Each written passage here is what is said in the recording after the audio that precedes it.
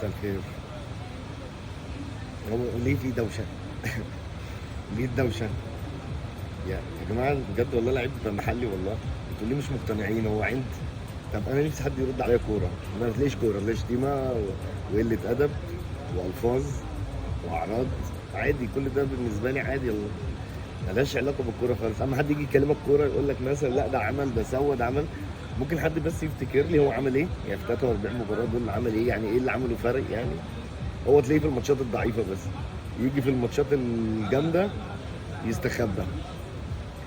والله بيستخبى والله، يلعب باللعب الواقف هوب بس يقوم يعمل ما فيش اي حاجه خالص، مفيش اي جديد يعني ما بيعملش اي جديد والله العظيم، اللي هو بيبص كده يبص كده عرضي ومفيش اي حاجه، مع كور ثابته واليمين والشمال وشويه كورنر هاكس، حاجات بدائيه يعني، مفيش اي تطور ولا في اي حاجه. فالدنيا مقلوبه بسبب كلامي ده.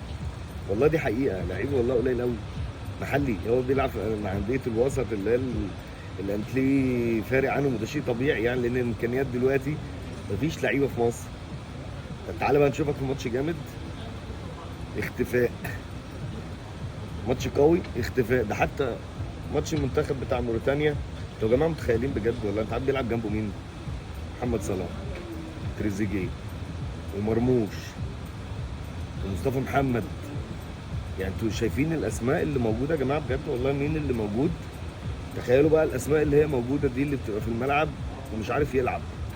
طب مش فاهم نعمل ايه يعني؟ نخرج صلاح، نمشي صلاح يعني، نمشيه خالص عشان حضرتك تظهر؟ كل ما حد يكلمني يقول لي مش في مكانه. انا مالي مش في مكانه يعني؟ مش هو مش احسن لاعب في القاره؟ مش احسن لاعب في مصر؟ هو اجمد واحد في القاره اللي اخترع الكوره يعني؟ مش فاهم والله العظيم، اقسم بالله لعيب قليل جدا، قليل جدا. في بيتقال كده في الكوره عندنا مياس، بيميز. لاحظوا كده تلاقيه بيستخبى، هيقعد بقى يبعت الناس بقى صفحات ويسلط عليها الصفحات.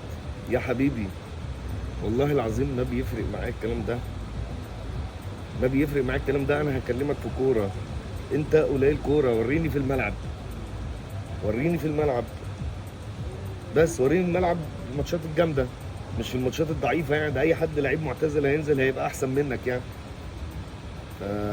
ده رسالتي للناس والله. ما اعرفش ليه الناس زعلانه يعني، كاني اتكلمت على ابو تريكه يعني، ولا كاني اتكلمت على محمد صلاح. طب محمد صلاح مثلا لما اتكلم عليه الناس تنتقدني، ماشي، ده محمد صلاح يعني.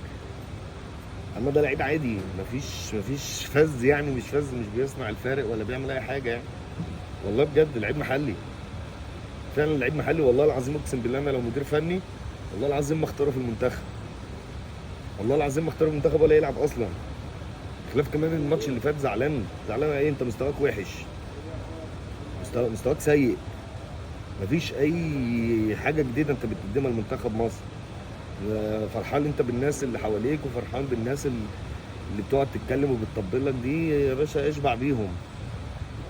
اما ككوره انت قليل، قليل جدا والله، ما بتعملش الفارق يعني. حتى في الماتشات الكبيره مع الزمالك ما بنشوفكش، تختفي هوب تقوم غاطس، تمسك الكوره تلعب كده، تمسك الكوره تلعب كده، وشويه حركات هوبا هوبا. مش جو البلاي ستيشن ده وانت امبارح، ده ما بياكلش عيش، ده مش في الملعب، دي مش في الكوره خالص. دي وجهة نظري، اللي عاجبه عاجبه، اللي مش عاجبه تاني يضرب دماغه في الحيط. تحياتي ليكم، ابراهيم سعيد.